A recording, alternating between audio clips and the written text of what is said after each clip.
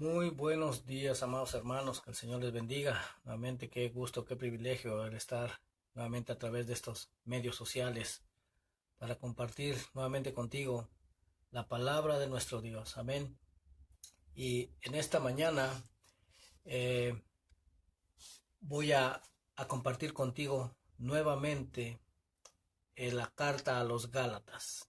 Y digo nuevamente porque de hecho ya lo estuvimos compartiendo en el pasado, pero dado que las cartas del apóstol Pablo, de hecho, de los libros que componen el Antiguo Testamento, que son 27, 13 de ellos fueron escritos por el apóstol Pablo. Y de hecho, estas cartas del apóstol Pablo son la base de la doctrina en el cristianismo que tenemos hoy en día.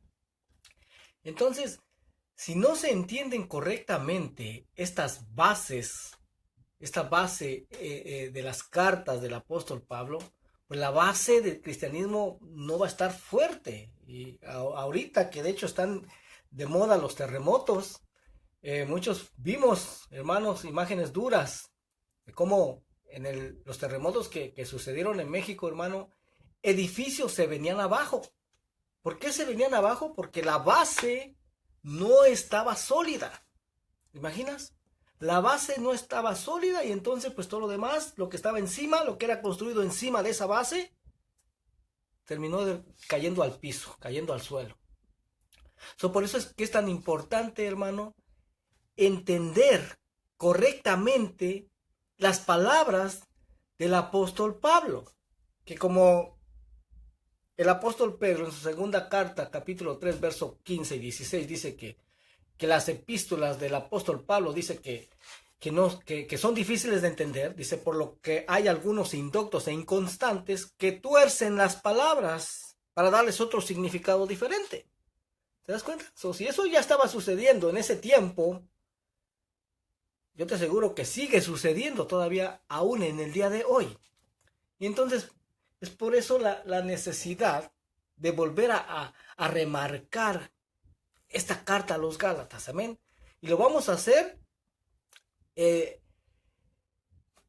un estudio sistemático, o sea, verso por verso, amén. Y no lo voy a hacer tan largo, de hecho, el Señor puso en mi corazón el hacer los estudios cortos, pero de manera que los podamos entender correctamente, amén. Si acaso este estudio va a durar 1 hora solamente, y casi en este primer estudio vamos a hablar de la introducción, el propósito de esta carta y algunos cuantos versos vamos a ver en esta mañana. Amén.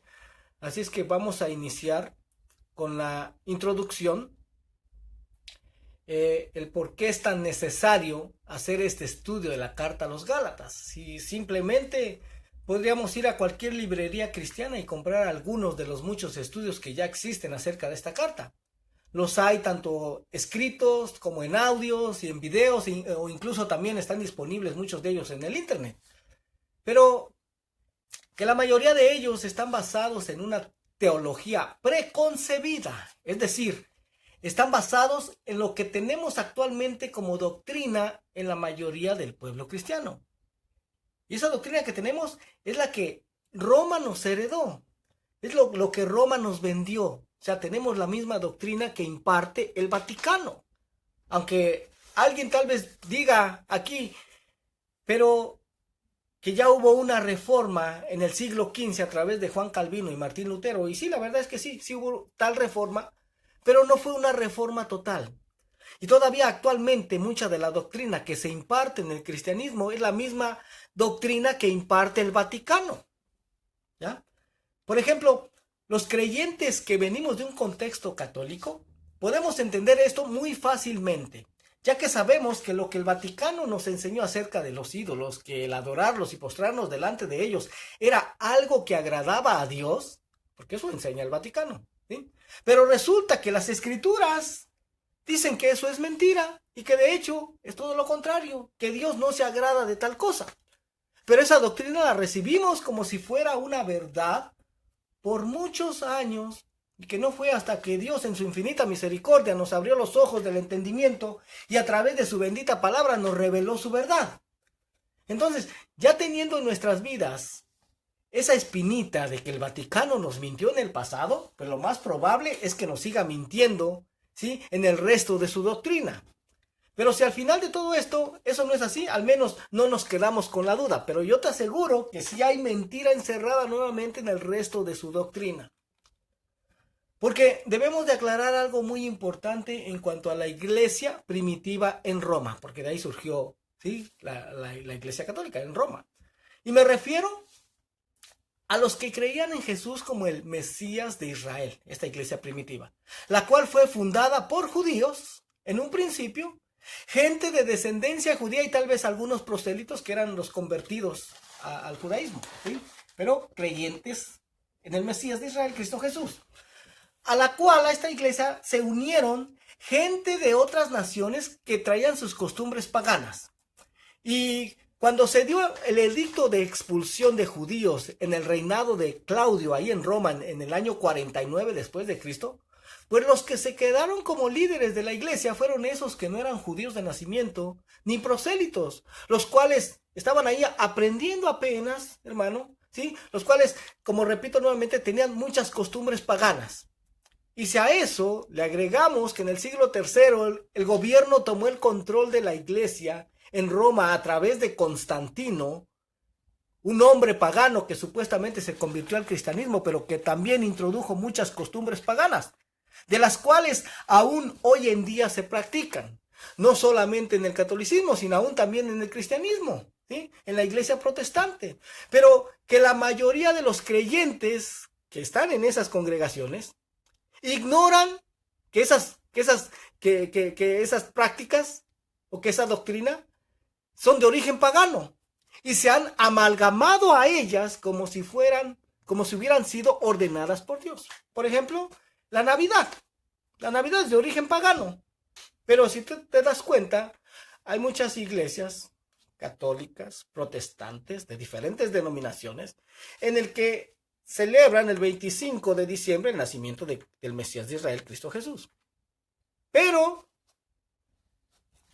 esa es una costumbre pagana, hermano, porque el que verdaderamente nació el 25 de diciembre fue Tamuz y no Cristo. Solamente que esa fiesta se trajo del paganismo y se le cristianizó, ¿sí?, porque el verdadero nacimiento de Cristo Jesús fue la fiesta hebrea de los tabernáculos, que cae entre septiembre y octubre, y nunca en diciembre 25, pero eso es lo que se cree como una verdad absoluta en muchas vidas, hermano, en muchos creyentes, tanto en el catolicismo como en el cristianismo. ¿Te das cuenta?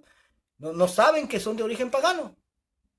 Entonces, por eso es necesario hacer este estudio de esta carta a los Gálatas, ¿sí? Y si a eso le agregamos que lo que tú y yo tenemos como santas escrituras el día de hoy en nuestras manos, son solo traducciones que muchas veces hechas no del texto original, sino de otras traducciones. Por ejemplo, muchas traducciones actuales que tenemos el día de hoy del Antiguo Testamento, pues no fueran hechas del texto original hebreo, sino de una traducción griega hecha en el siglo III antes de Cristo llamada la Septuaginta, en la que de hecho existen muchos errores de traducción. Entonces, si esta traducción tiene errores, imagínate cómo están las traducciones en español o en inglés que tenemos actualmente hechas de esta Septuaginta.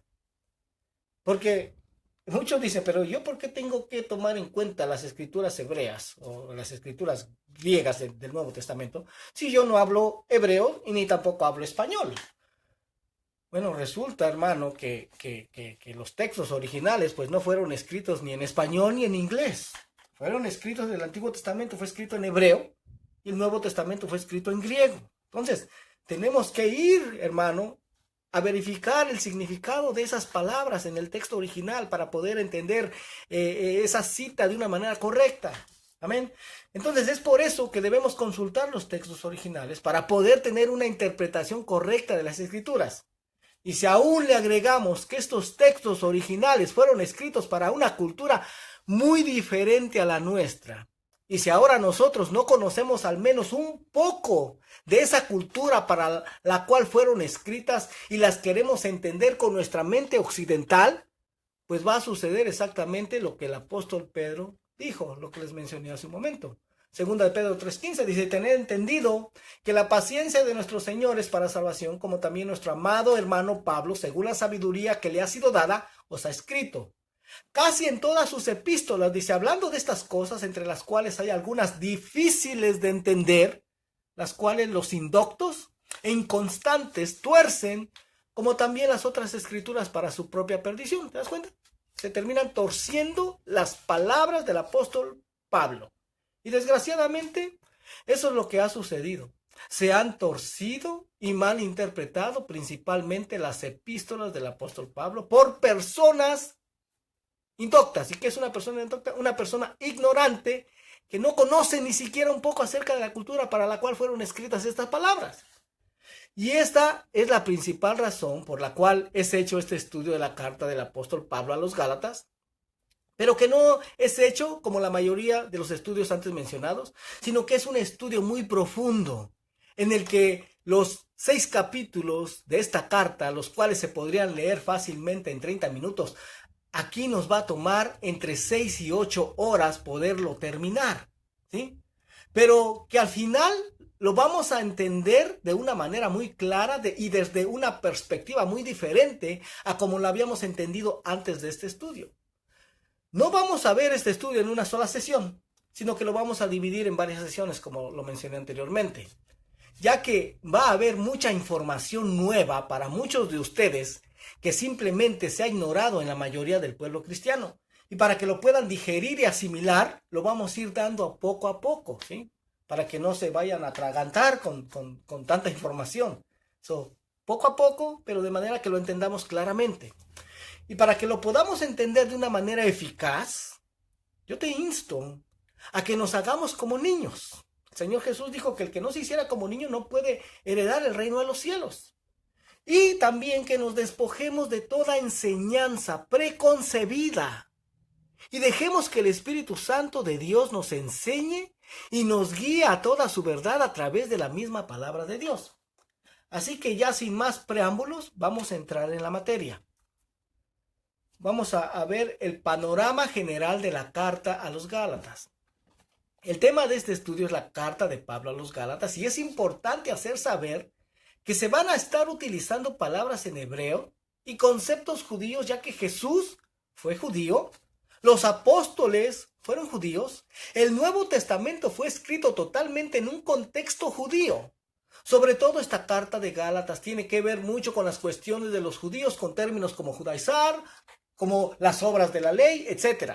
Esta carta tiene el propósito de responder muchas preguntas del porqué del mover de las cuestiones judías en algunas congregaciones que están estudiando las raíces hebreas de la fe cristiana, ¿sí? Dentro de las diferentes denominaciones evangelísticas protestantes, el concepto que se tiene de la carta de Gálatas es que no estamos bajo la ley, sino bajo la gracia. Pero, ¿será este el concepto más importante en la teología cristiana? Que somos justificados por fe, por la gracia, que no es por obras, que no tenemos que hacer nada, absolutamente nada más. Que toda la obra ya fue completada por Cristo, por tanto ya no tenemos que guardar los mandamientos de la ley de Moisés porque estamos bajo la gracia. ¿Es este el fundamento donde descansa toda la teología cristiana? Y a lo largo de este estudio vamos a estudiar si es un fundamento sólido, que está edificado sobre la roca o sobre la arena, o es un fundamento que está dependiendo de un hilo. Al final vas a tener la capacidad de comprender esta carta como nunca antes. Y quiero agregar algo más antes de continuar. Yo no soy un predicador, ¿ya? No sé hablar bonito. Yo lo que te voy a dar en esta mañana y en los siguientes estudios es lo que está escrito en la palabra, ¿sí? Es lo que está escrito. Esto solamente es la introducción y el panorama de esta carta, pero más adelante yo casi no voy a mencionar nada, sino te voy a estar bombardeando con textos bíblicos. Eso es lo que voy a hacer solamente. Pero vamos a continuar. Porque, ¿cuál es la importancia de esto? Que es lo que ha producido este entendimiento de la teología cristiana acerca de la ley de Moisés, acerca de la gracia, acerca de la fe. ¿Cuál es el resultado de este entendimiento que se ha tenido? Bueno, pues el resultado han sido siglos de separación, siglos de rechazo, incluso siglos de muerte de parte de la cristiandad hacia el pueblo judío, crímenes contra todo lo que tiene que ver con la ley de Moisés, un rechazo automático. Porque si, hermano, si tú examinas la historia, hermano, ¿cuál ha sido el imperio que más muerte ha traído al pueblo judío, al pueblo de Dios? El cristianismo, hermano. ¿Sí? El catolicismo. Es el que ha traído más muerte, hermano. E incluso, mire, hay judíos, porque usted sabe que los judíos no toman en cuenta el Nuevo Testamento. Y como los cristianos tampoco toman mucho en cuenta, o no tomamos mucho en cuenta lo que es el Antiguo Testamento. No leemos mucho el Antiguo Testamento, solamente es el Nuevo. Bueno, el pueblo judío es al revés.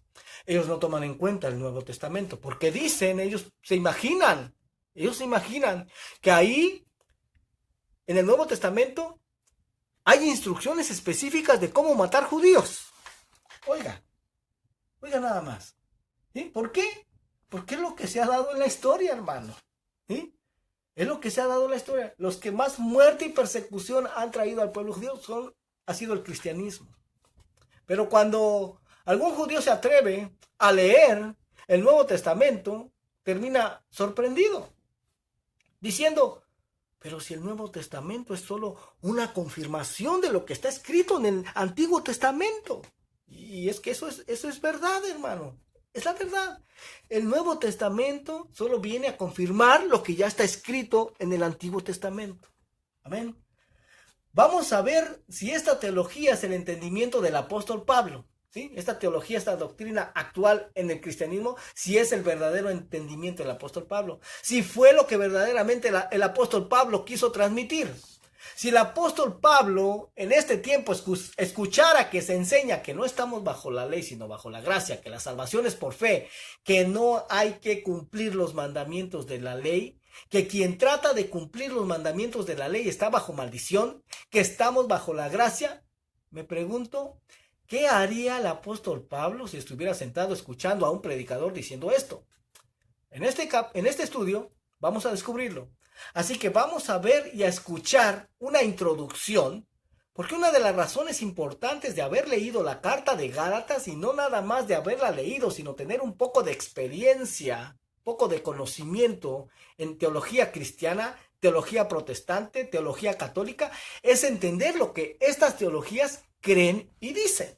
Amén. Y para eso te voy a llevar a una introducción, en un video, de hecho, ¿sí? Para aclarar esto más. Vamos a ver cuál es el comentario de Gálatas desde una perspectiva católica, protestante, y de esta manera entender de qué estamos hablando. Amén. Y ya lo tengo acá listo, preparado. Solamente déjame salir de aquí y te lo voy a poner aquí. Este es en español. Amén. Introducción a Gálatas. En esta carta a los Gálatas, el apóstol Pablo responde las preguntas más apremiantes de las primeras iglesias. ¿Qué se necesita para ser salvo? Y también, ¿cómo se deben relacionar los nuevos creyentes, en especial los creyentes gentiles no judíos, con las leyes judías? Recuerde que la mayoría de los primeros seguidores de Jesús y los primeros líderes de la iglesia eran judíos y proclamaban a Jesús como Mesías. Por su fe en Cristo, batallaban con una doble identidad. Su herencia judía los impulsaba a seguir cumpliendo estrictamente con la ley mosaica. En cambio, su fe recién hallada en Cristo los invitaba a una libertad basada en el principio del amor. Ellos eran los que se preguntaban cómo los creyentes gentiles o no judíos podrían llegar a formar parte del reino de los cielos.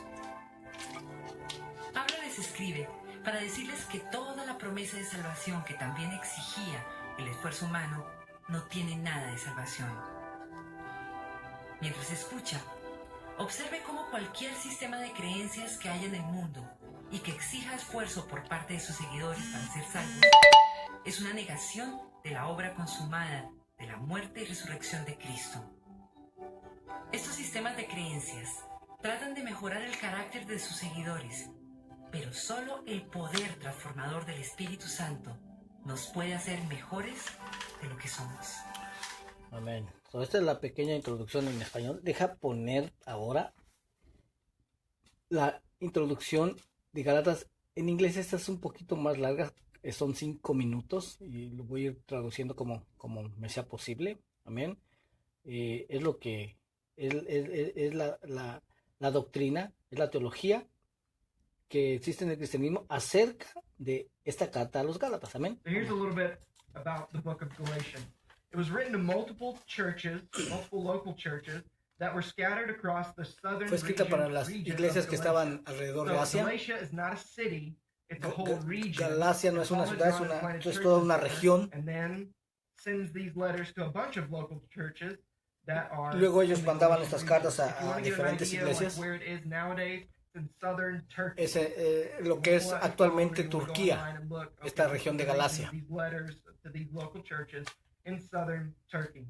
These churches were planted by Paul on his Esas first iglesias fueron missionary plantadas por el journey apóstol Pablo in AD 46 and 47. It took about a year, and Pastor James preached last week, and it was Acts chapter 13, the first 3 verses, and we saw the church at Antioch sent Saul and Barnabas to go as missionaries, to go plant churches and go tell people the gospel.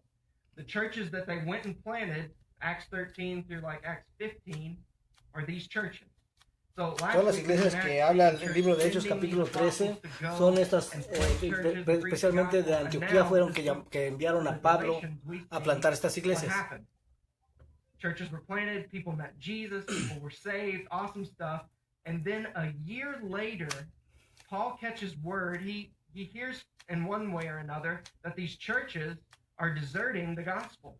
Dice que pasado un año, Pablo escuchó que estas iglesias estaban saliéndose de lo que era el evangelio, porque había alguien que enseñaba que era creer en Jesús más hacer algo más. Y él lo que está diciendo es de que no, que solamente es creer en Jesús y nada más. Ya no hay que hacer ninguna obra.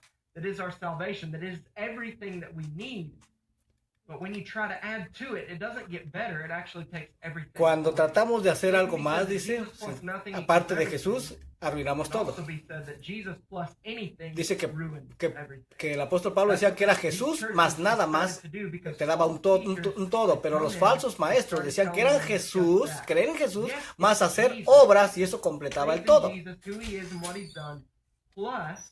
You need to be circumcised. Necesitaba ser circuncidado. You need to follow the ceremonial purity laws of the Mosaic law. So, necesitas también hacer actos ceremoniales de limpieza de la ley de Moisés.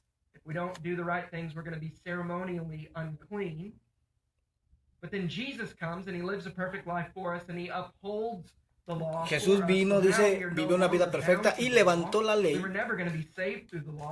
porque nadie puede ser salvo por la ley.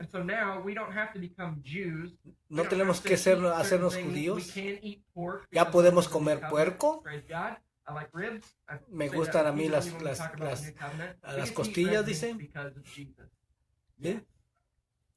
Eso es lo que se cree. Plus what you do.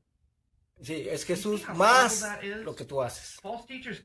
Falsos maestros dicen. The greatest false teachers and great is probably a bad word. The most prominent false teachers in our world don't come saying, "It's not Jesus, you idiots. It's this." No, they don't do that, because people who are Christians or who are at least interested in Jesus, if they hear that, they just go, "Well, I don't want to hear what you have to say then." So I think it's Jesus. False teachers don't do that. False teachers come in and say, "Yes, it's Jesus. Plus this and this." Los falsos maestros, dice él, sí, dicen que es en Jesús, pero más haciendo esto y esto y esto. Seen that in different teachers, different authors, different churches, that so many people are led astray because they're like, well, they open the Bible and they're talking about. Dice que muchos se confunden porque dicen, wow, si estos también en la Biblia. Jesus plus. Pero cuando enseñan que es Jesús más algo más, it could be the fact that we don't do certain things that could be culturally wrong. Could be we don't drink or we do drink or whatever it may be. But there are a lot of false teachers come in and they add something to Jesus as a requirement for whether or not we have peace with God and we are Sí, acceptable. dice que los falsos maestros llegan, sí, te dicen que es creer en Jesús, pero más aparte tienes que hacer otras cosas. O sea, en otras palabras, lo que está diciendo que es solamente por fe y no por obras. So this is what's going head to head. Is it Jesus alone? Cristo Or is it solamente Jesus, yes, plus contra Cristo más otra cosa. This is what's at odds right here, and this is what Paul is trying to Y eso es correct in lo the que churches. Pablo dice, trata de It's not corregir Jesus plus en la something. carta a los Gálatas. Nothing. It's faith Es solamente alone in Cristo Christ y alone, nada the más. glory of Ya God. no hay That's how que we're hacer saved. obras. Trusting in who he is and Solamente what he's creer en quién done. es Él. Everything that we do. Es todo. Bueno, como pudiste escuchar, esa es la teología, hermano, la doctrina que se cree o que creemos en el cristianismo. Amén. Vamos a continuar. Para que no creas que esto es algo que yo estoy inventando, ya te presenté estos videos y ellos, de hecho, es una confirmación de esa doctrina. Amén. Y te voy a leer, de hecho, lo que leímos, lo que vimos en el primer video. Dice: en la carta a los Gálatas, el apóstol Pablo responde las preguntas más apremiantes de las primeras iglesias. ¿Qué se necesita para ser salvo? Y también cómo se deben relacionar los nuevos creyentes, en especial los creyentes gentiles no judíos, con las leyes judías. Recuerde que la mayoría de los primeros seguidores de Jesús y los primeros líderes de la iglesia eran judíos. Oiga, ahí mismo dice, los primeros líderes de la iglesia eran judíos. Dice, y proclamaban a Jesús como Mesías.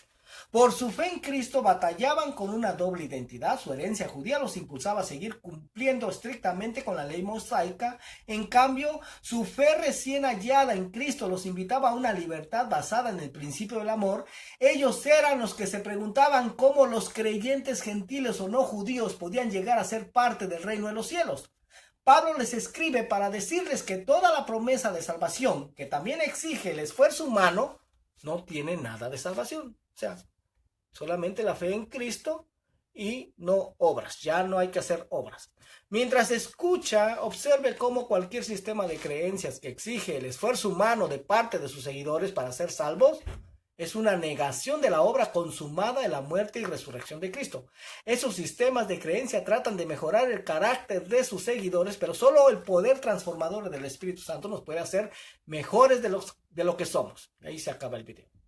Ahora, si leemos esto, vemos que el énfasis, hermano, que se nos ha enseñado en la teología cristiana, es que cualquier doctrina que trata de enfatizar el esfuerzo humano es una negación de la gracia.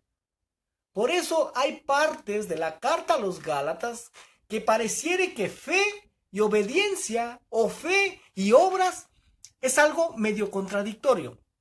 O que gracia y obras es algo contradictorio también. Pero por eso cuando dice que cualquier sistema que trata de buscar el esfuerzo humano está negando la gracia. Esto lo vamos a estar viendo en el estudio. Ahora que ya tenemos claro de qué se trata el entendimiento en la teología cristiana según el video transmitido y lo que actualmente hemos aprendido en las congregaciones cristianas también. Otro de los temas que vemos en el video es la relación de los gentiles con los judíos, o sea, cómo los gentiles pueden ser salvos. Aclaremos primero qué significa el término gentil. Pablo fue enviado a los gentiles. Los gentiles es un término para referirse a los extranjeros, a los que no son parte de la nación de Israel, a los que no son descendientes biológicos de Abraham, de Isaac y de Jacob.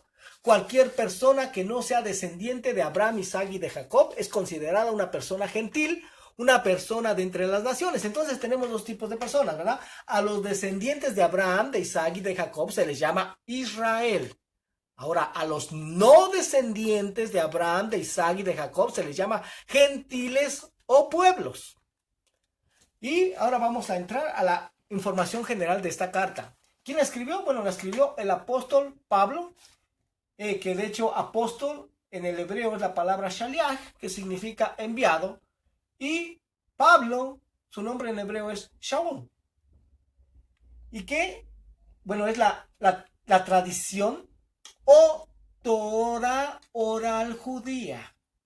Nuevamente, esto es algo que se ignora totalmente en la mayoría del pueblo cristiano, que exista esta tradición o Torá oral judía. ¿Ok? ¿En dónde? Bueno, fue a Galacia, que como ya vimos en el video, es en Asia Menor, lo que es la actual Turquía. ¿Cuándo se escribió? Se escribió entre el año 50 y al 55 aproximadamente después de Cristo. ¿Por qué se escribió? Bueno, se escribió para restaurar la Torá, que Torá de hecho quiere decir ley, quiere decir instrucción, pero era la Torá escrita, no la Torá oral. Y vamos a esclarecer lo que es esto más adelante. Pero fue para restaurar la Torá escrita como la máxima autoridad del creyente, tanto judío como gentil. Torá, hermanos, son los primeros 5 libros de la Biblia, lo que en el cristianismo se conoce como el Pentateuco. ¿Ok? Eso es la Torá. Ahora sí vamos a iniciar en el capítulo 1. Nuevamente, repito, vamos a estarlo estudiando verso por verso para poderlo entender correctamente. Gálatas 1:1 dice: Pablo, apóstol, no de hombres ni por hombres, sino por Jesucristo y por Dios el Padre que lo resucitó de los muertos. Pablo aquí comienza su carta diciendo: soy apóstol, no puesto por los hombres, sino que su apostolado fue entregado por Jesucristo y Dios el Padre. Ahora vamos a examinar algunos términos hebreos. Apóstol, como ya dijimos anteriormente, es la palabra shaliach, que significa enviar, un enviado, un emisario, un embajador. Jesús, también, su nombre original hebreo es Yeshua, ¿ok? Que significa salvación. Cuando el ángel se le apareció a María, le dijo que le pusiera este nombre, Yeshua, porque él salvaría a su pueblo de sus pecados. Porque Yeshua significa salvación, ¿ok? Pero Jesús, pues no significa salvación. ¿Sí? Es una transliteración solamente del nombre original. Gloria al nombre del Señor. Bueno, al embajador de Israel en Estados Unidos o en México se le llama Shaliach. Ahora, ¿será que todos los que ahora se denominan apóstoles son verdaderamente apóstoles?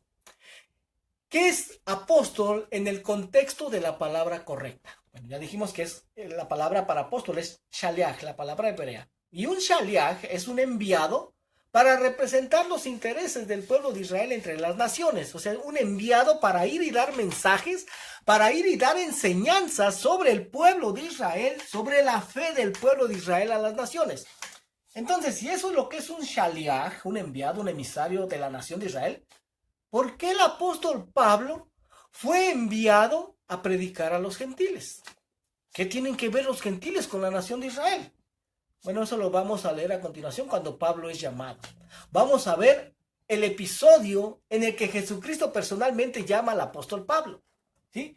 Este es el pasaje más importante sobre el llamamiento del apóstol Pablo, y con este llamamiento vamos a entender quiénes son los Gálatas y cuál era la pasión y la urgencia de Pablo para andar viajando por todo Asia Menor, por todas esas comunidades, anunciándoles a los gentiles. ¿Qué tenía que andar haciendo un judío, hebreo de hebreos, circuncidado al 8º día? ¿Qué tenía que andar haciendo un rabino judío entre los gentiles? Es decir, para él, ¿quiénes eran esos gentiles? Y en el libro de Hechos, capítulo 9, del verso 15 al 18, ahí es donde se nos narra ese famoso encuentro del apóstol Pablo con el Señor Jesucristo cuando Pablo iba en camino a Damasco. ¿Sí? Tú lo puedes checar. El apóstol Pablo, de hecho, antes de ese viaje, fue a pedir cartas para ir a perseguir a aquellos que estaban promoviendo la fe en el Mesías Yeshua, en Jesús. Y porque dentro de su entendimiento, dentro del entendimiento del judaísmo, esto era una herejía a lo que ellos creían, y él estaba empeñado en perseguir esta fe. Y en este camino a Damasco, él iba con enojo a perseguir a estos creyentes. Fue entonces cuando se le aparece el Señor. ¿Sí? Pablo es sorprendido en gran manera, una vez que es derribado de su cabalgadura y que quedó ciego, hermano, que tú lo lees ahí en Hechos 9. Él dice: ¿quién eres, Señor? Yo soy Jesús, a quien tú persigues. ¿Sí? Pero esto dice, ahí dice claramente que fue esto hecho en una lengua hebrea. O sea, le dijo: yo soy Yeshua. No le dijo: yo soy Jesús, yo soy Yeshua, a quien tú persigues. ¿Ya? Pero una vez que entra en la ciudad de Damasco, Ahí se queda por 3 días y 3 noches sin comer, sin beber, reflexionando en lo que había pasado, y ahí mismo el Señor llama a un hombre de esa ciudad de Damasco, llamado Ananías, y le dijo, ve y entra a esta casa y ve a orar por este hombre, y se llama Saulo de Tarso. Y le contesta Ananías, ¿Saulo de Tarso, Señor? Pero este hombre persigue a tus elegidos y además viene aquí con cartas del sumo sacerdote. Y el Señor le dice, oiga lo que le dice. Aquí es donde vamos a empezar a estudiar esto a detalle. Hechos, capítulo 9, verso 15 dice, el Señor le dijo, ve, porque instrumento escogido me es este para llevar mi nombre en presencia de los gentiles, de reyes y de los hijos de Israel. Y de hecho, como lo vuelvo a repetir, lo dije al principio, en gran manera nuestra fe depende de la vida y de las enseñanzas del apóstol Pablo. ¿Sí? El Nuevo Testamento tiene 27 escritos. 13 de ellos fueron escritos por el apóstol Pablo. O sea que casi la mitad del Nuevo Testamento fue escrito por él. Un hombre a quien le cambió la vida con este encuentro. Oiga, esa es la base, esa es la doctrina que tenemos actualmente en el cristianismo, hermano. ¿Sí? Entonces, ¿qué fue lo que hizo que un perseguidor de los apóstoles de repente se transformó en el más grande promotor de esta fe? Porque ninguno de los apóstoles trabajó como trabajó el apóstol Pablo. ¿Qué fue lo que promovió en él esa pasión? Él le predica a los Gálatas de una enfermedad en su cuerpo. ¿Qué fue lo que le cambió su vida? ¿Qué fue lo que le dijo el Señor para que él dejara todo por cumplir con su misión? Oiga, él lo dejó todo, hermano. Lo dejó todo. No le importó que lo juzgaran, que se había torcido. Aleluya, tal como me sucede a mí. Pero él lo dejó todo, hermano, por cumplir con su misión. Pero ¿cuál fue la razón? ¿Por qué tenía tanta pasión por predicar a los gentiles? Es decir, para Pablo, ¿quién eres tú? Si Pablo estuviera aquí, ¿cómo te viera Pablo? ¿Cómo te viera él? Tal vez te viera como un gentil mexicano, como un gentil guatemalteco, como un gentil hondureño, como un gentil salvadoreño, etc. ¿Qué entendió el apóstol Pablo?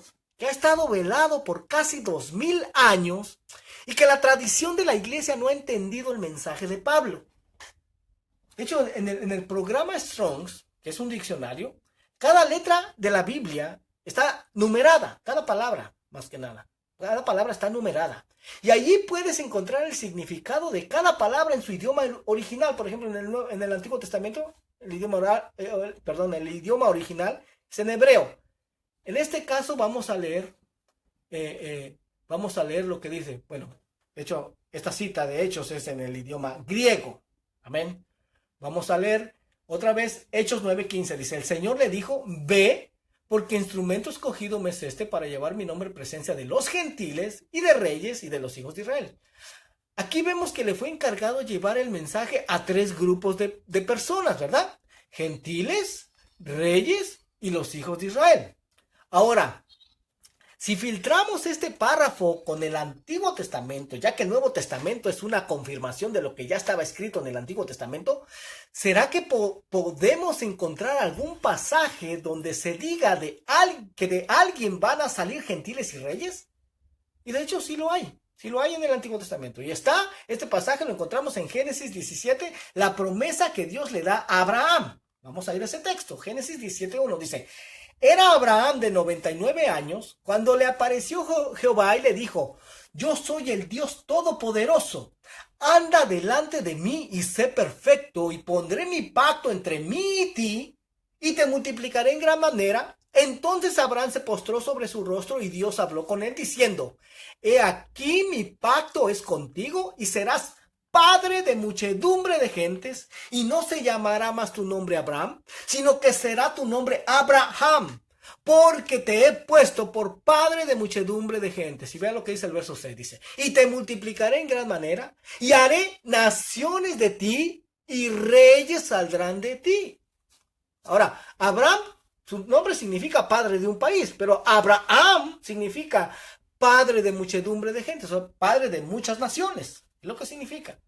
Pero esta promesa que le dio en el verso 6, y haré naciones de ti y reyes saldrán de ti.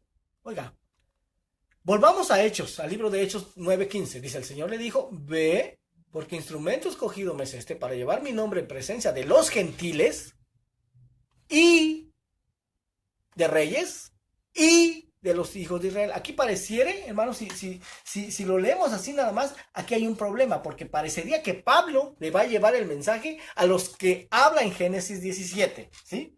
Y de los hijos de Israel. ¿Cómo está esto? Lo que podemos hacer es buscar en el diccionario Strong y encontramos que la segunda letra Y, porque ve, ahí donde dice gentiles, y esa letra Y aparece en el diccionario Strong como la palabra G, la palabra griega G2532, que es la palabra kaji, que significa también.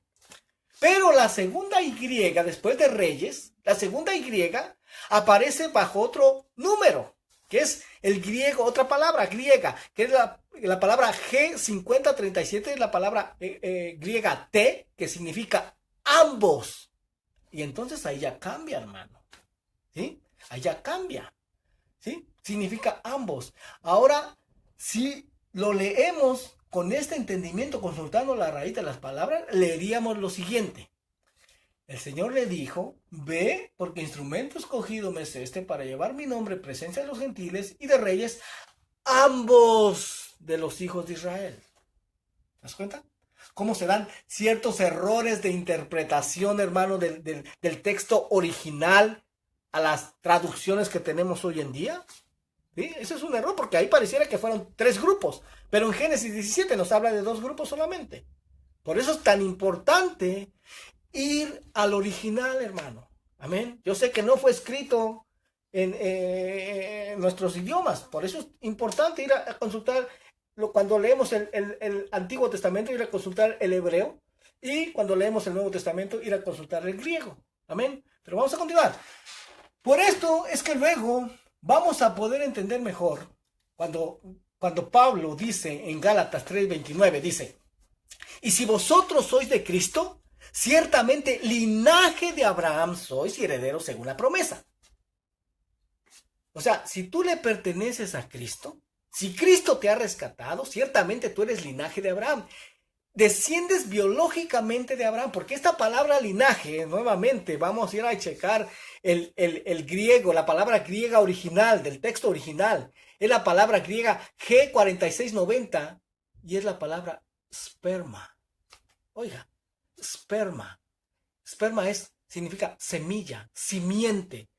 O sea, si nosotros somos de Cristo, dice que somos esperma de Abraham. O sea, descendientes directos biológicamente de Abraham.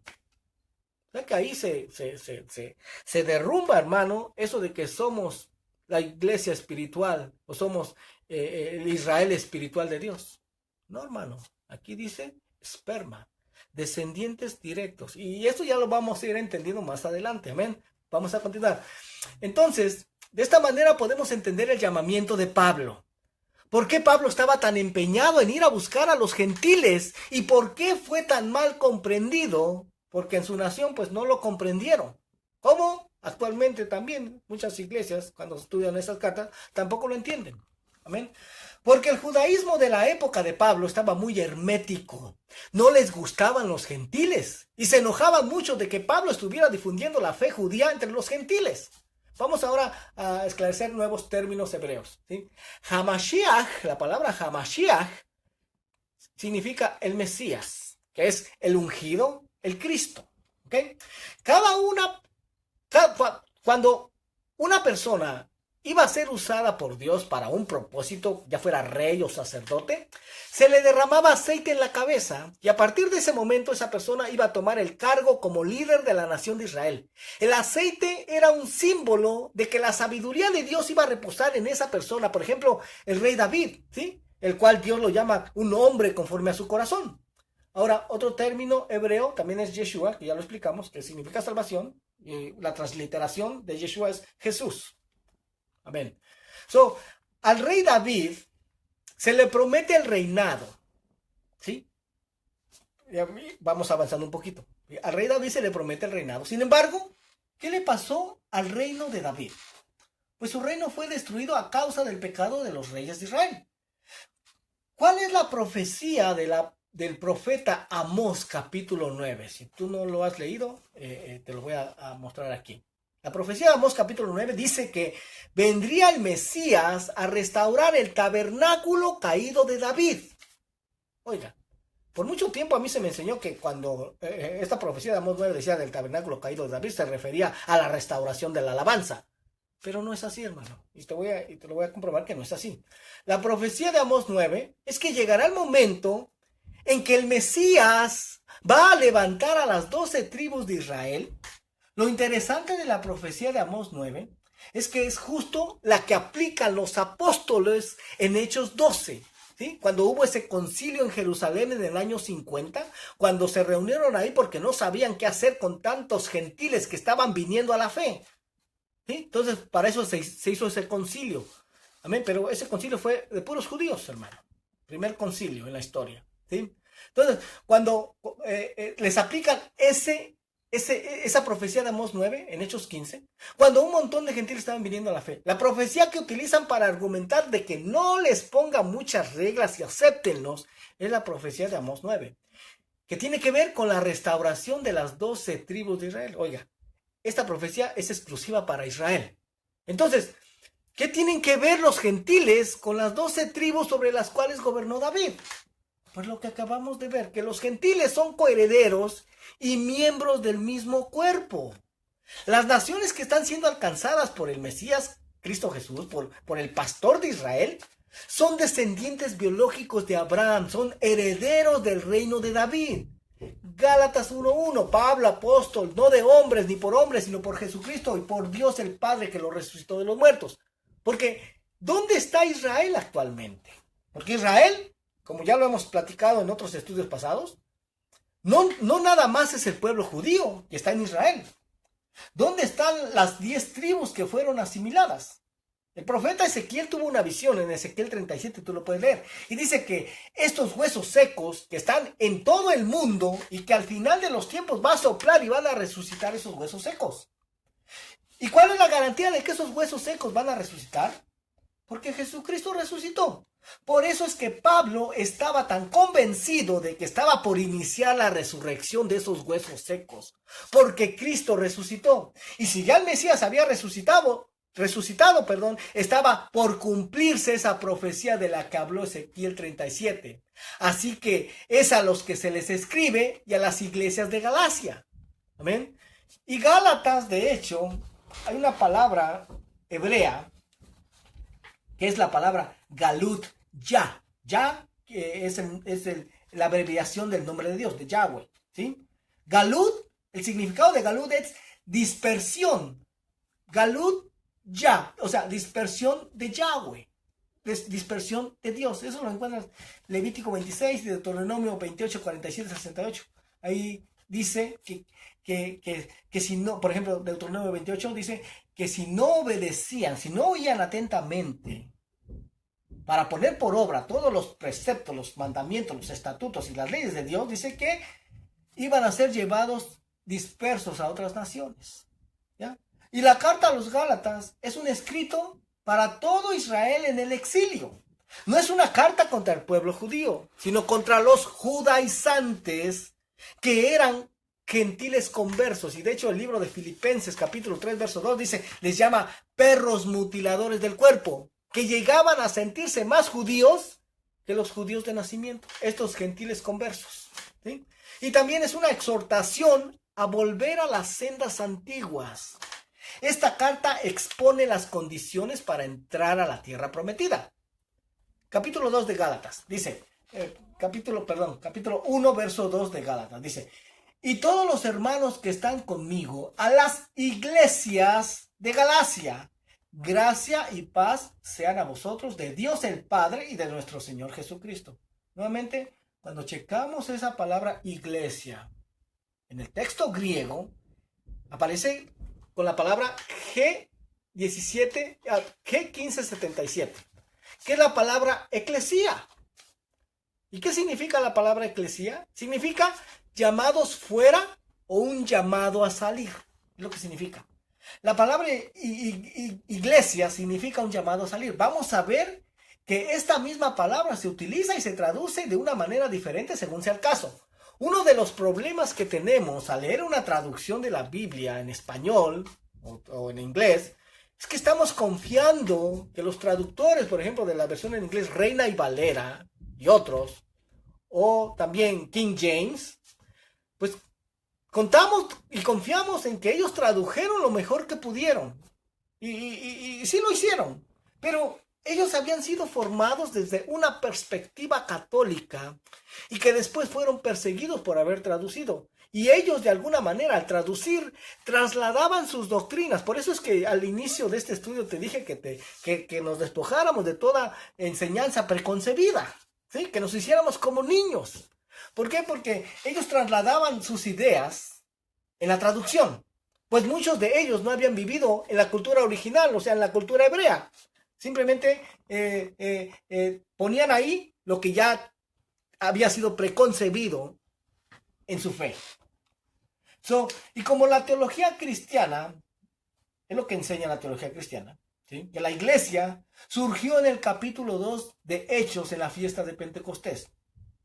Oiga, es lo que enseña la iglesia cristiana, es lo que nos enseñan las iglesias cristianas. Yo estuve hace poco, hace 2 semanas en una iglesia y estaban hablando precisamente de esto, ¿sí? Y de hecho, hace 2 semanas creo yo saqué un estudio aquí mismo en Facebook en la que expliqué que en realidad esto no es así, que no nació la iglesia gentil ahí en Hechos 2, sino que, hermano, ahí dice que en un principio todos eran judíos y prosélitos, y es que el problema radica en que se ha pensado que esta fiesta de Pentecostés inició ahí del Nuevo Testamento, pero no es así, hermano.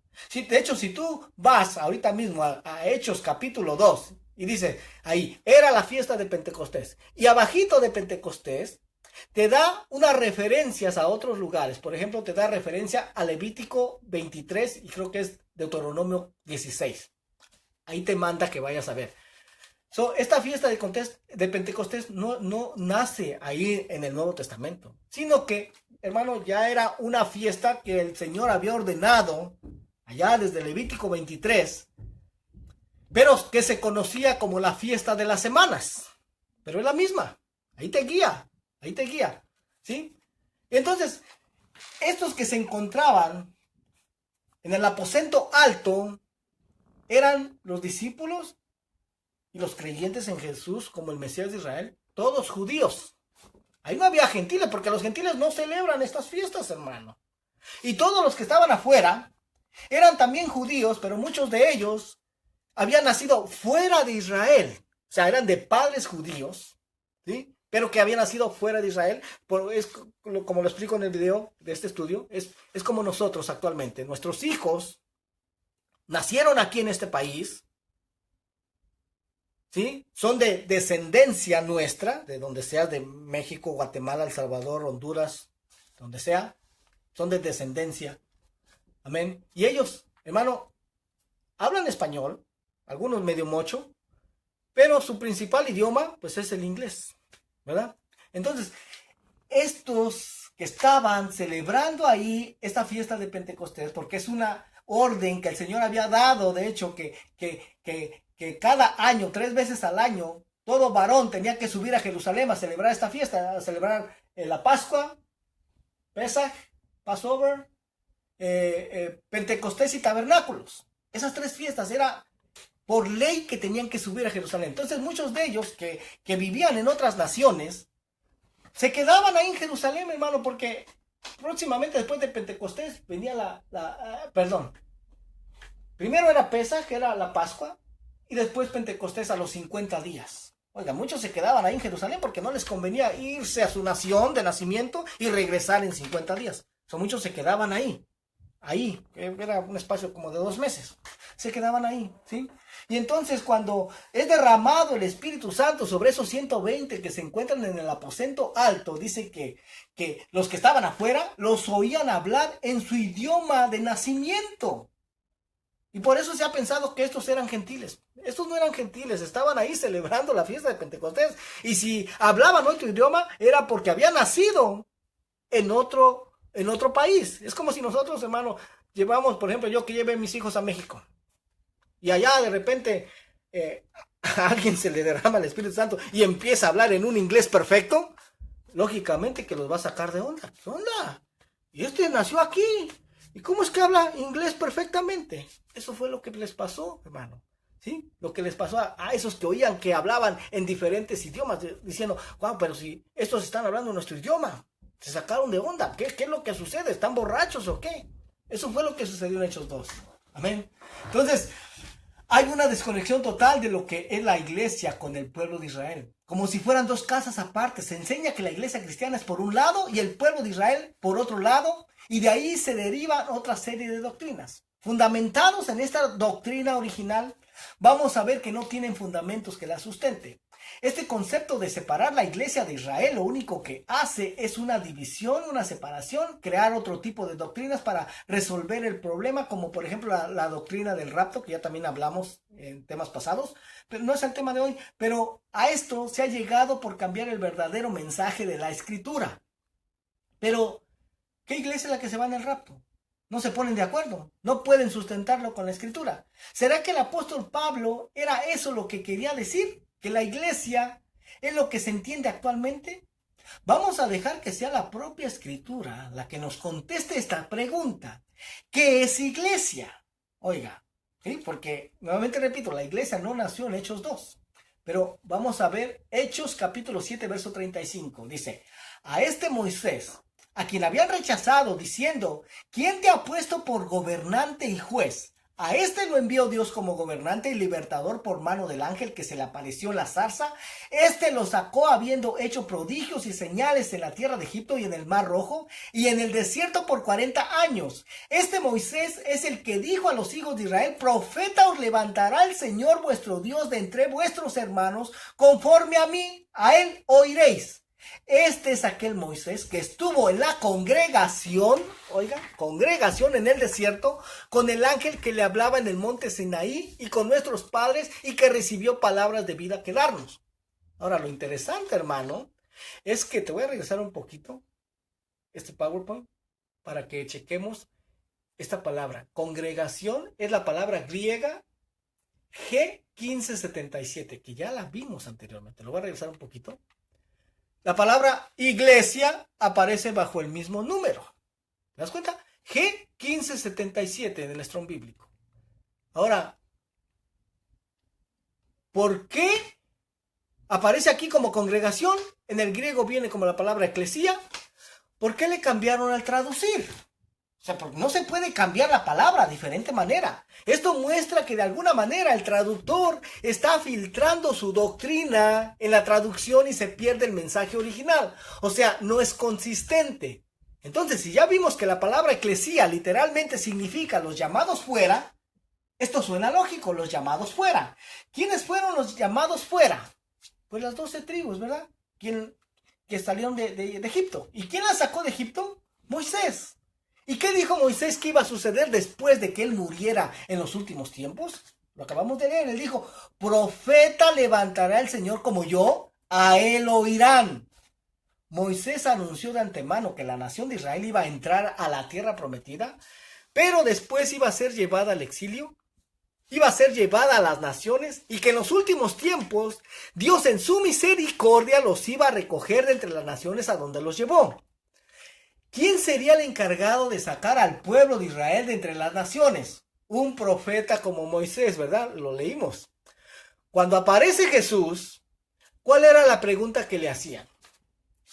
¿Quién es este hombre? ¿Acaso es Elías? ¿Acaso es el profeta? Cuando se referían al profeta, ¿a quién tenían en mente?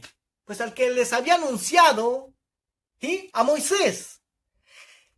¿Que cuál iba a ser la función, según el profeta Jeremías, qué iba a pasar con el pueblo de Israel que fue disperso en los últimos tiempos?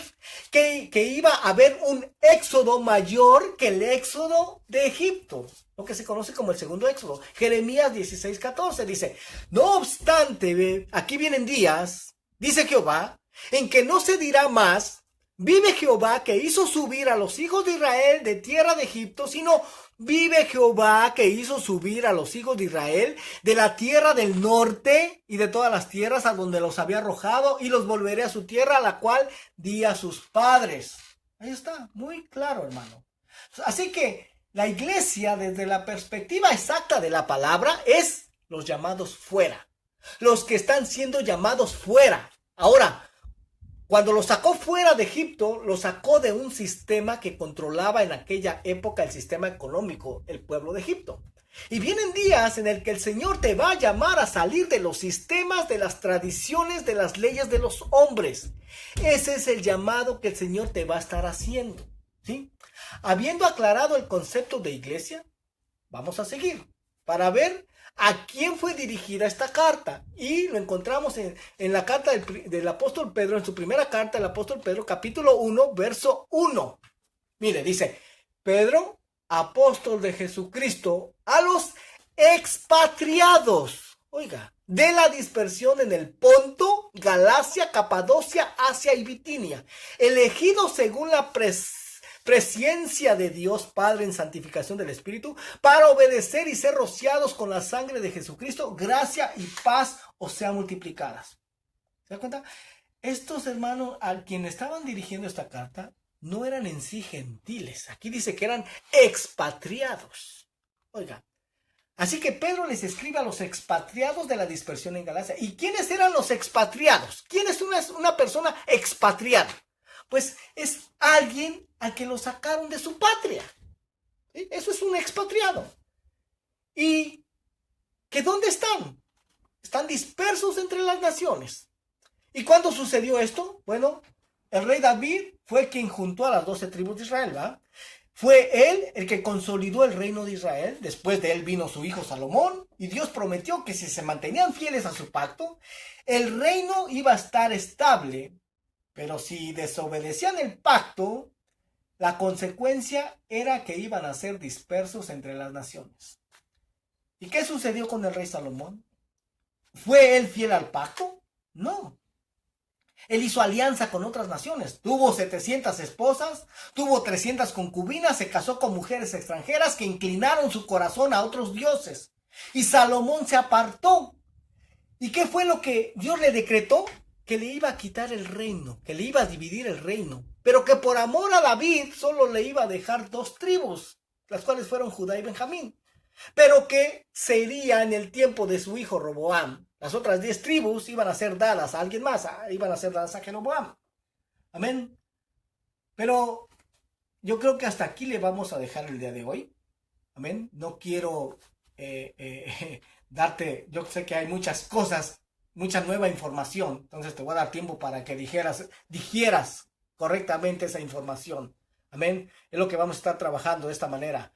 Yo sé que a veces di estudios que hasta tardaban 2 horas y media, pero vamos a hacerlo de esta manera ordenada para que lo podamos entender correctamente. Amén. A partir de la próxima semana vamos a partir de aquí, de la promesa dada a David.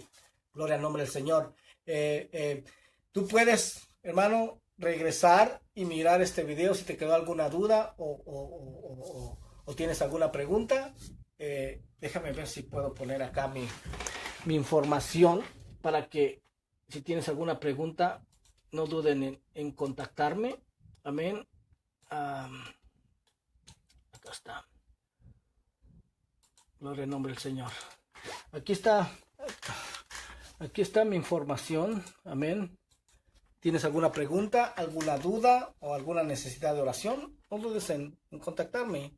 O si estás también en el área de Eco Park, eres bienvenido a participar de nuestros estudios en vivo, los cuales tenemos los domingos a partir de las 10 de la mañana. Arrancamos con alabanza y adoración.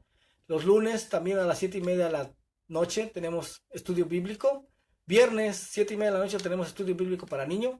Mi teléfono es el área 323-595-6357. Mi correo electrónico es celestialvision1273@gmail.com. Nuevamente, espero que este tema sea de bendición para ti. Nuevamente repito, es necesario que la base de nuestra doctrina esté sólida. De otra manera, lo que construyamos encima de eso no va a permanecer, va a ser derribado, tal como sucede con los terremotos cuando una construcción no tiene una base sólida. Amén. Que el Señor te bendiga y doy gracias a cada uno de los hermanos que se conectó, Ceci, a hermano Aníbal, Señor les bendiga, y a cada uno de los hermanos que estuvo conectado en esta mañana. El Señor les bendiga, estaremos nuevamente, si es posible, tal vez a la mitad de la semana sigamos con esta serie de temas para poder terminarlo más pronto. Amén, porque después de este estudio vamos a examinar también, escudriñar la carta a los romanos. Amén, que es un poquito más extenso. Aleluya. Pero que el Señor les bendiga. Mientras tanto, cuídense. Nos vemos próximamente. Bendiciones. Adiós.